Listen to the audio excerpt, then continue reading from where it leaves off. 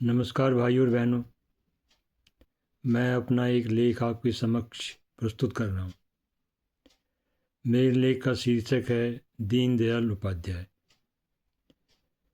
दीनदयाल उपाध्याय बहुत ही श्रेष्ठतम और महानतम व्यक्तित्व थे।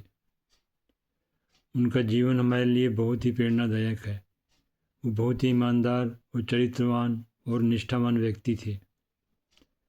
उन्होंने भारतीय समाज के विकास के लिए और उसके उत्थान के लिए अपना समस्त जीवन समर्पित कर दिया था।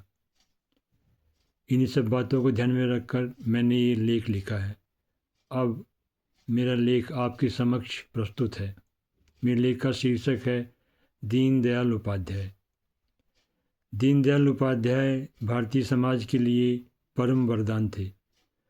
उनका जीवन बहुत ही महान था। उन्होंने भारत के विकास की नींव रखी थी। आज भारतीय जनता पार्टी का राज है। इस पार्टी की नींव दीनदयाल उपाध्याय जी ने ही रखी थी।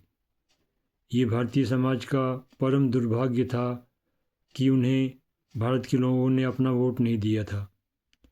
ये भारत के लोगों की परम अज्ञानता थी कि वो लोग लंबे समय तक एक ऐसी पार्टी को वोट देते रहे जो कि भारतीय संस्कृति की विरोधी थी। भारत के लोगों ने एक ऐसी पार्टी को वोट दिया था जो कि भारतीय संस्कृति को नष्ट करना चाहती थी।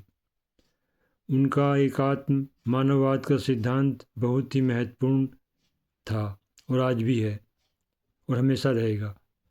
इसका आज भी बहुत अधिक महत्व है, बल्कि आज इसका महत्व पहले से भी ज़्यादा बढ़ गया है। कांग्रेस पार्टी परम भ्रष्ट पार्टी है। ये पार्टी भारतीय संस्कृति की विरोधी है।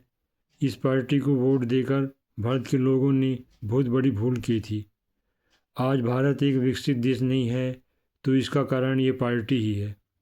हमारे देश में बहुत ज़्यादा काला धन है और ये काला धन निरंतर बढ़ता चला जा रहा है। ये काला धन समाज के लिए परम अभिशाप बन गया है। हमारे देश में परम भ्रष्टाचार के लिए ये काला धन ही जिम्मेवार है। हमारे देश में राजनीति के अपराधीकरण के लिए ये काला धन ही जिम्मेवार है। हमारे देश में बहुत ज़्यादा शोषण है और बहुत अन्याय है। इन सारी समस्याओं के लिए हमारा गलत संविधान ही दोषी है। आज भी सभी प्रभावशाली पार्टियों में अपराधियों की भरमार है। मोदी सरकार ने बहुत अच्छा काम किया है, पर अभी भी भाजपा में बहुत बड़ी संख्या में अपराधी भरे पड़े हैं। ये बहुत ही गलत बात है। मोदी सरकार को आए करीब 10 साल से ज़्यादा हो गए हैं, पर इस समस्या का हल मोदी सरकार नहीं खोज पाई है। ये एक बहुत बड़ी असफलता है। जिहादी आतंकवाद को भी मोदी सरकार सही तरीके से नहीं समझ पाई है। जिहादी आतंकवाद के खतरे के प्रति मोदी सरकार ने सही तरह की नीतियाँ नहीं बनाई हैं। एकात्म मानववाद भारतीय समाज के लिए परम वरदान हो सकता है यदि इसे ठीक तरीके से लागू किया जाए। एकात्म मानववाद बहुत ही श्रेष्ठतम और महानतम विचारधारा है, पर अभी तक इस विचारधारा को ढंग से लागू नहीं किया गया है। वैसे आज भी भारतीय अर्थव्यवस्था विश्व की चौथी सबसे बड़ी अर्थव्यवस्था बन गई है। कुछ ही दिनों बाद भारत की अर्थव्यवस्था विश्व की तीसरी सबसे बड़ी अर्थव्यवस्था बन जाएगी। दीनदयाल जी ने एक ऐसी पार्टी की नींव रखी थी जो कि आगे चलकर भारतीय जनता पार्टी में बदल गई। इस पार्टी ने कांग्रेस पार्टी को सत्ता से हटा दिया है। यह दीनदयाल जी की बहुत बड़ी उपलब्धि है। भारत में बहुत सी समस्याएं हैं। उन समस्याओं को हल करना बहुत ही मुश्किल है, पर वर्तमान भाजपा सरकार ने उन सभी समस्याओं को हल करना शुरू कर दिया है। बहुत सी समस्याएं हल हो गई हैं, कुछ समस्याएं अभी हल नहीं हुई हैं। वर्तमान भाजपा सरकार ने विज्ञान और तकनीकी के क्षेत्र में भारत को आगे ले जाने में बहुत ही श्रेष्ठतम कार्य किया है। ये सब दीनदयाल जी की प्रेरणा से ही हुआ है। भारत इस समय विश्व की चौथी सबसे बड़ी अर्थव्यवस्था बन गया है।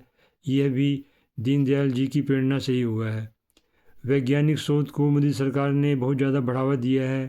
पहले जब कांग्रेस का राज था तब कांग्रेस सरकार ने आविष्कार और वैज्ञानिक अनुसंधान के मार्ग में टांग अड़ा रखी थी, पर मोदी सरकार ने वैज्ञानिक विकास को भरपूर बढ़ावा दिया। इस तरह से मोदी सरकार ने तकनीकी विकास को भी बहुत अधिक बढ़ावा दिया है। ये सब दीनदयाल जी की प्रेरणा से ही हुआ है। अंतरिक्ष अनुसंधान को भी मोदी सरकार ने बहुत अधिक बढ़ावा दिया है। मोदी सरकार ने कृषि के क्षेत्र में भी बहुत ही श्रेष्ठतम कार्य किया है। भारत की कृषि में जितना अनुसंधान 2014 से पहले हुआ था, उसकी तुलना में 2014 के बाद बहुत ज़्यादा अनुसंधान हुआ है। ये सब अनुसंधान दीनदयाल जी की प्रेरणा से ही हुआ है। DRDO, जो कि बहुत ही श्रेष्ठ अनुसंधान संस्थान था, पर 2014 के बाद ये संस्थान बहुत ही श्रेष्ठतम हो गया है। 2014 से पहले इस संस्थान को सरकार ने मृत प्राय कर दिया था, पर 2014 के बाद ये संस्थान बहुत ही श्रेष्ठतम हो गया है। इस संस्थान ने ऐसे कीर्तिमान रचे हैं जो कि 2014 से पहले बिल्कुल भी नहीं होते थे। इस तरह से हम देख सकते हैं कि दीनदयाल जी की प्रेरणा से भारत का बहुमुखी विकास हुआ है। कुछ ही दिनों बाद भारत विश्व की तीसरी सबसे बड़ी अर्थव्यवस्था बन जाएगा। ये भारत के लिए बहुत अच्छा होगा और ये भारत के नागरिकों के लिए भी बहुत अच्छा होगा। इस तरह मित्रों, भाइयों और बंधुओं, मेरा ये लेख समाप्त होता है। मेरी वीडियो को देखने के लिए आपका बहुत बहुत धन्यवाद। अगर आपको मेरा ये वीडियो पसंद आया हो, कृपया मेरे चैनल को सब्सक्राइब कर लें, लाइक भी कर दें, शेयर भी कर दें। वंदे मातरम, भारत माता की जय, नमस्कार।